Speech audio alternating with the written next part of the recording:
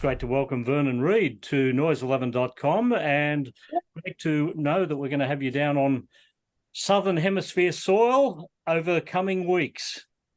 Yeah, I'm looking forward to it. Yeah. Well, you've been on tour in the US with Extreme at the moment too, so I guess Yeah, we are. We're about we're about 4 shows in with them. Yeah, and it's going well. It's going well. It's like we had we've had some great shows. It's been fun. We had a show in Boston that was wonderful.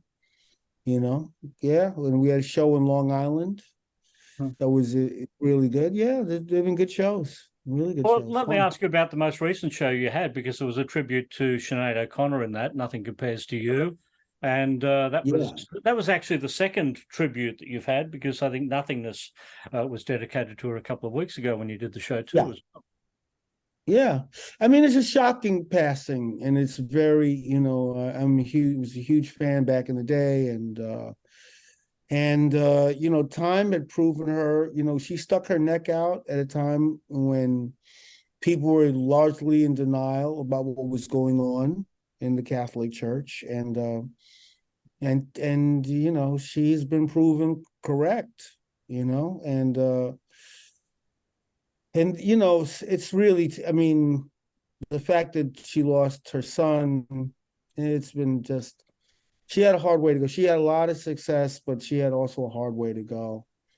And I believe she was a really good person. She was a fantastic singer and a true daughter of Ireland, even with, all of the controversy. Yeah, it was very touching that you did that one. Not only that, but Nothingness as well, which, was the first time you paid tribute. So, absolutely. And playing Nothingness, yeah. I mean, in a way, we were on our own, because we're doing some headline shows as well as doing shows with Extreme. And so on our own shows, we can do like more of the catalog and play more of the things. But we just kind of did it as a sort of segue. And actually, the audiences have responded incredibly well in terms of participating. It's been beautiful. When you do your own songs, it tends to revolve around the first 3 albums, Vivid from 88, Time's Up in 1990, and Stained in 1992.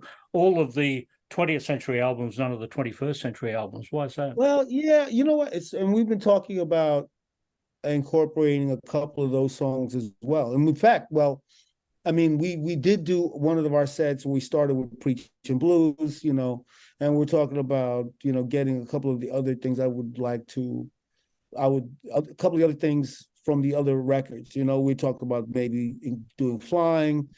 We talked about Behind the Sun, which is a fun tune.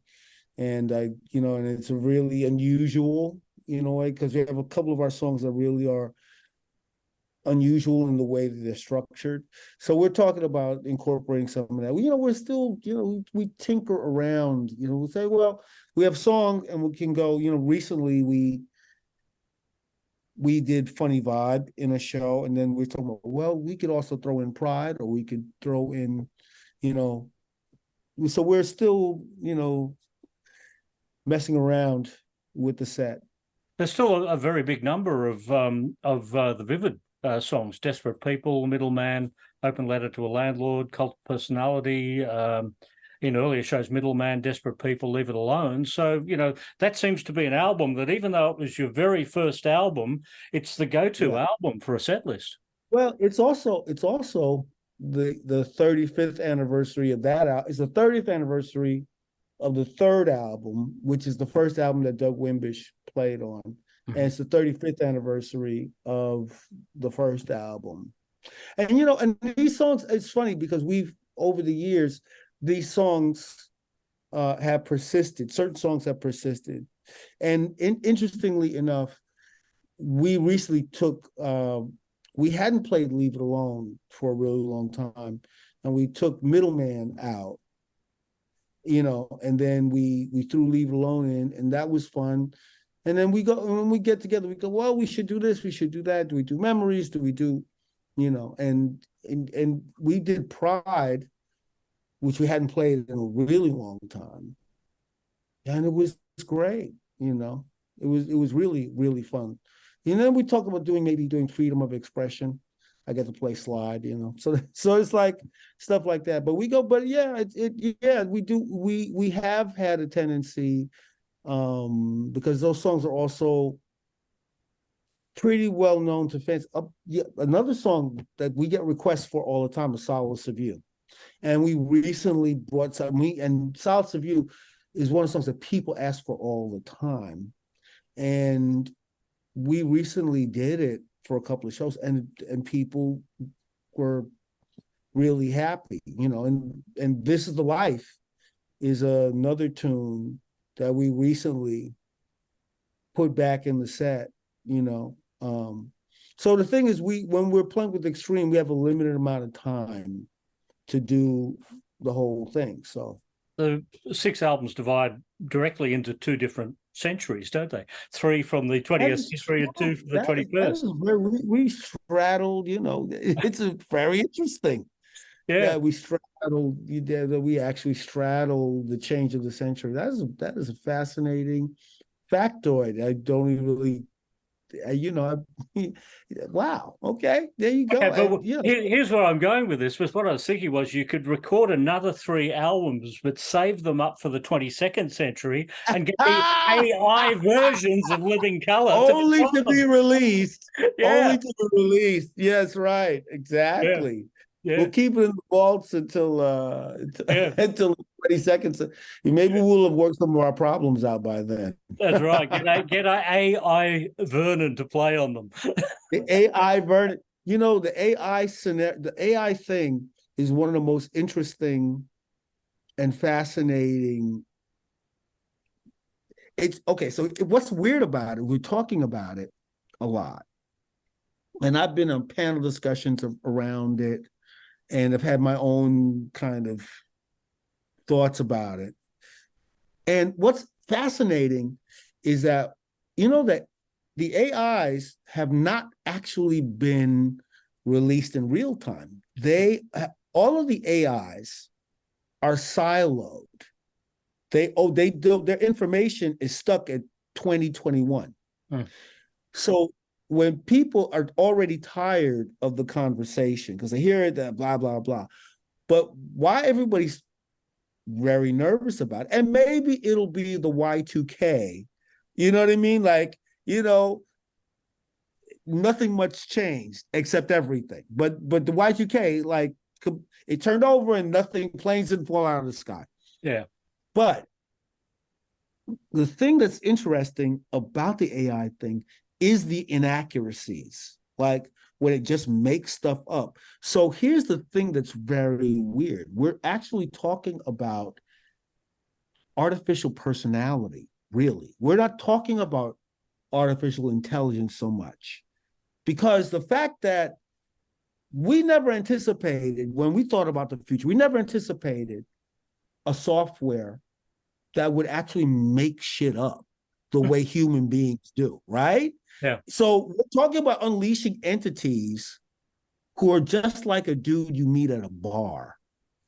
You know what I mean? And the implications of that are really kind of unprecedented. The positive thing is that in the 22nd century, Living Colour AI can still go out and oh my God, that's right. That's right. Somehow they managed, that's, you know, right now the actor strike, that's 100%. It was about streaming and, you know, being paid in perpetuity, but really what's in the middle of it for real is the convergence of the technologies. These not just the AI to develop, like the writers are like, no, you cannot use AI to cut us out. And that's going to be a major sticking point. I mean, the AI in the writer's room, you know, it can be remarkable, right? But AI used by the suits, yeah, it just sounds like an adjustment to the copyright law needs to be done, and copyright needs to be held by the creator, not by the licensee. Exactly. Exactly. Well, I guess that gets all taken care of in your will right now, doesn't it? It's Yeah, I something you suppose have so. to. I mean, once again, I have to. My solicitors will be, Yeah, yeah. engaged. He'll be talking to his solicitor tomorrow about the PS in the will. And P.S. By the way, a little codex. You know. Yeah. Let's talk about the 21st century and the three Yeah. albums of the 21st century. Will there be a Sure. fourth album in the 21st century, Oh Vernon? yeah. Yeah, there will be. I think there was an 8 year gap between the most recent album 8 years ago and the one before that. Uh, so, Yeah. you are due. You are due now. Do right about now. Well, Yeah. Yeah. I In think fact, it should be arriving at about, here it is, 10, 9, 8. Here it is, the new living. yeah, the countdown, the final countdown. Yeah. I remember when Mick Jagger toured here down in 1988, solo artist, and I got the opportunity to talk to him. And the question they asked him was, why did you get together with Living Colour and produce Living Colour? When you did Glamour Boys, you're an unknown band, you go into the studio and Mick Jagger is your producer. How did that happen? It's you know what?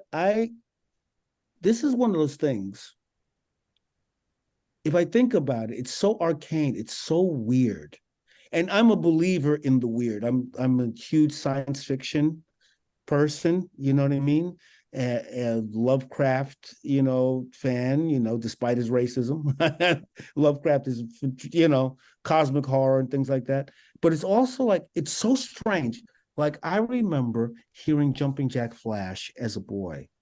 And the idea, if somebody had said to me, that person that's singing, that person you're going to become a musician, and that person is going to produce your record. That's so mind-boggling to put it in context. It was at a certain point in my life, it felt incredibly weird. It didn't, it wasn't like, it was strange. It was like meeting Carlos Santana, playing with Jack, being in a band with Jack Bruce. Like, these things actually happened, I worked on a track with Tricky, and Grace Jones walked into the studio. I mean, so that it's kind of, so there's a part of my life that feels so weird and so, I can't explain it. I can't explain. When Mick Jagger said, "Hey man, I heard I'm gonna come see your band," and I just was like, "Dude, what, what?" What? And I get the people. There are people that their moment has arrived and they're ready to step in. No, it was like, what? Huh? Okay. Yeah. But when people bring up Mick Jagger, and it's incredibly important, but when I think about it, if I didn't play with an avant-garde jazz drummer, if I didn't play with Ronald Shannon Jackson, none of this would have happened. It was like counterintuitive things that didn't make sense at the time were so crucial. Like, I did a gig with my friend Jessica Hagedorn, who's a Filipino American poet and educator. Well, I did a gig with her where it was myself. I was playing at Central Parks, and was her doing poetry and me playing guitar and playing loops. And I met a person who worked with Peter Gabriel. And he said, "Oh, you're from the band Living Colour. What would you think about coming to Bath, England? Because Peter Gabriel's doing a recording week." And I was like, okay. I met Joe Strummer. It's kind of like, so these counterintuitive things. Mick Jagger was very important, crucial. But when I was on Nostrand Avenue in Brooklyn, my family was dead set against me becoming a musician. I ran into my cousin's grandmother, and she was still with us. And she looked at me and she said, "Vernon, you play music, right?" I said, "Yes." And she said, "That's a good thing." and she just walked away. And it was like this zen, it was like this kind of, it was completely out of the blue. But it was one of these things, like one of the elders like kind of gave a blessing in a weird way. And it was like, oh, that's a good thing. And that kept me going, you know what I mean? And I think about all of the times I'm done with it. I've got no shot, I've got no chance. And then somebody would say to me, come on, man. Someone would say to me, come on, man, and it would keep me going.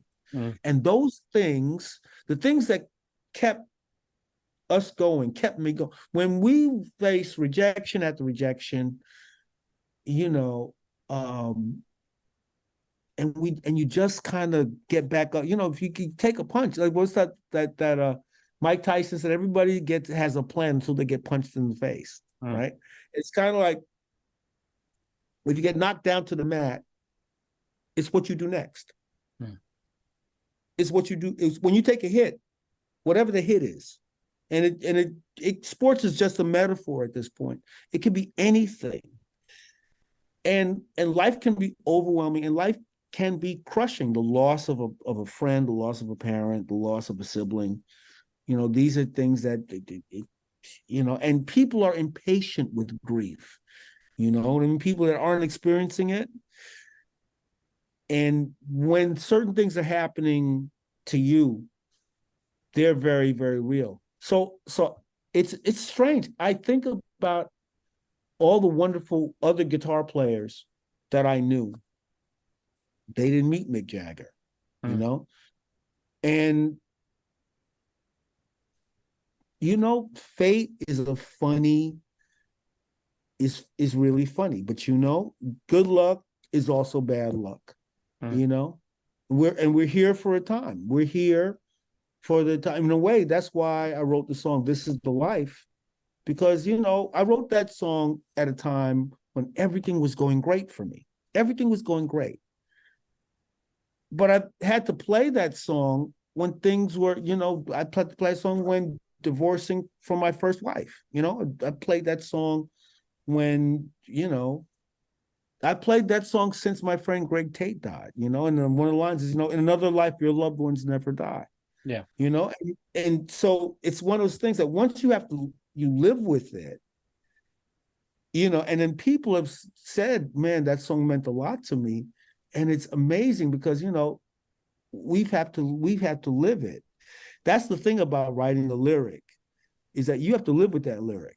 Part of the thing about that is, you're not in an isolated environment by yourself. And I think a lot of artists have been made, whenever I hear Whitney Houston now, it's hard for me to listen to Whitney Houston because she was literally, I could say Whitney Houston and I could also say Kurt Cobain.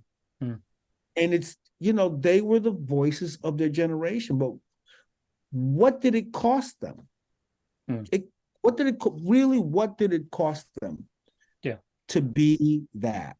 When success happened to Kurt Cobain, it was, it's weird to think of it as a trauma, right? But it was clearly that, because people were like, man, he was in a community and this jealousy is a real thing.